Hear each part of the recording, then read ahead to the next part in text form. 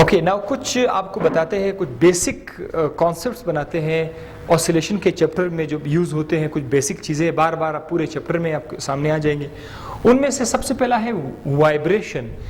एक वाइब्रेशन क्या है, तो इसको समझाने के लिए मैं थोड़ा सा आपको सिंपल पेंडुलम की तरफ आता हूँ। ये एक पेंडुलम है जिसको आप किसी छत से आपने एक धागे की मदद से कोई बॉब, कोई हल्का सा लाइट बॉडी आपने इधर बांध लिया हुआ है।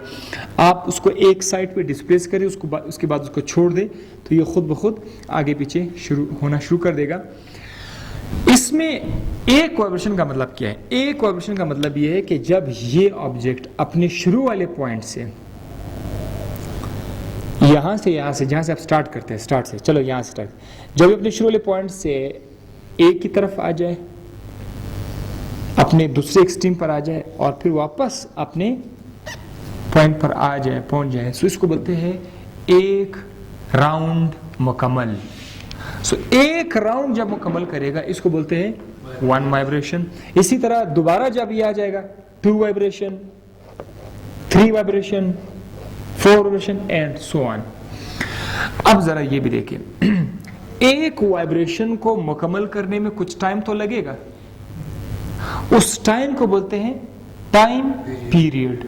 बाज़ औक़ात 2 सेकेंड लग जाएंगे तो बाज़ औक़ात 3 सेकेंड लग जाएंगे। जितना टाइम लगा एक वाइब्रेशन मुकम्मल करने में उसको बोलेंगे टाइम पीरियड। एम्पलीट्यूड क्या चीज है? मीन पोजीशन से मैक्सिमम जितना फासला है, मैक्सिमम, उसको बोलते हैं amplitude.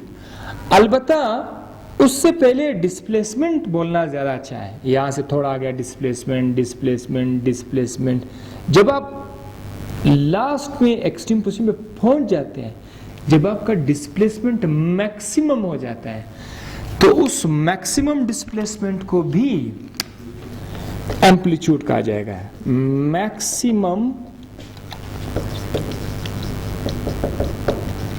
Amplitude is also called maximum displacement. Maximum displacement is called amplitude. इसलिए डिस्प्लेसमेंट का यूनिट मीटर है तो एम्पलीट्यूड का यूनिट भी मीटर है। इस तरफ भी एम्पलीट्यूड है, इस तरफ भी एम्पलीट्यूड है। और लास्ट में फ्रीक्वेंसी की तरफ आते हैं। What is frequency? फ्रीक्वेंसी का मतलब यह है कि कितने वाइब्रेशंस एक सेकेंड में मुकम्मल हो जाते हैं।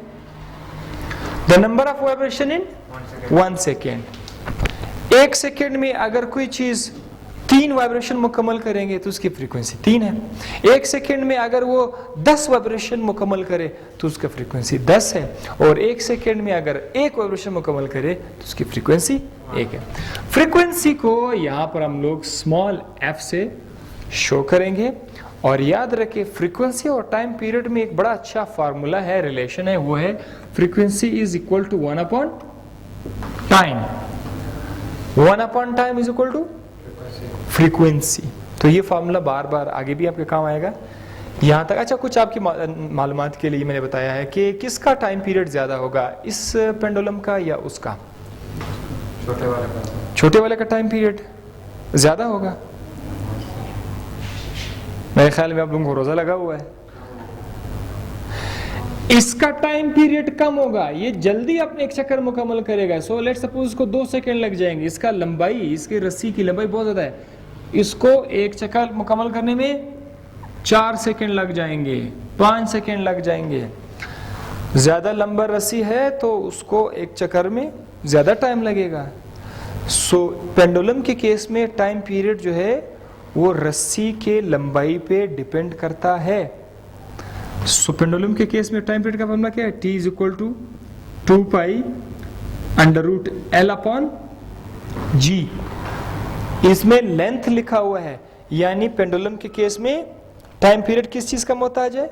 लेंथ का मोहताज है।